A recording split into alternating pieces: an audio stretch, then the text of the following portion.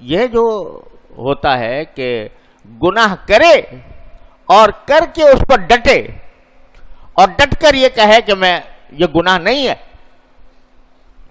یہ تو مولویوں نے بنا لی ہیں باتیں.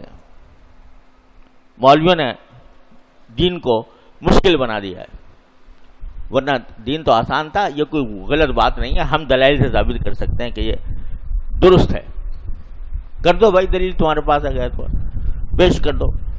لیکن انجام وہ ہے جو ابلیس کا ہوا تھا.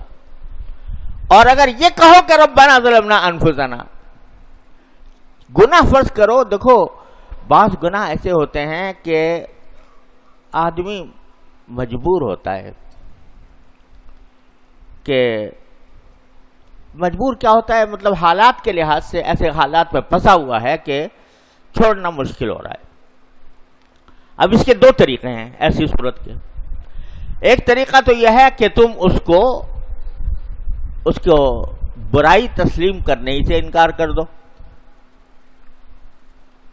کہہ دو جی آپ کیا کریں بھائی، یہ جملہ اکثر و بیشتر ہماری زبانوں پر آتا ہے، کیا کریں ہم ایسے ماحول میں جی رہے ہیں، جینا مشکل ہو جائے، تو اس لیے جو کر رہے ہیں وہ ٹھیک کر رہے ہیں. حالات ہی ایسے ہیں، ماحول ہی ایسا ہے، زمانے کے تقاضے ہی ایسے ہیں، لہذا جو کر رہے ہیں وہ ٹھیک کر رہے ہیں.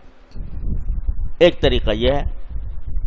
ایک طریقہ یہ ہے کہ بھئی کیا کریں، ہے تو گناہ کی بات، ناجائز بات، غلطی ہے، کرنا نہیں چاہیے، لیکن پھنسے ہوئے ہیں، دعا کرو اللہ میاں ہمیں اس سے نکال دے.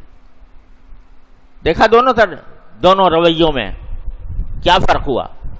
پہلا رویہ ابلیس والا اور دوسرا رویہ آدم و حوا والا، ربنا ظلمنا انفسنا والا.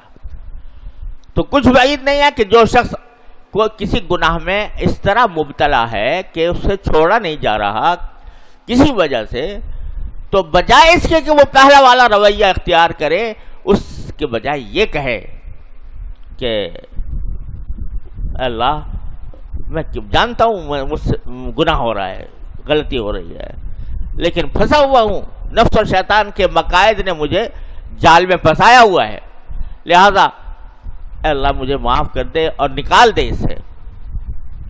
تو یہ 1000 درجہ بہتر ہے.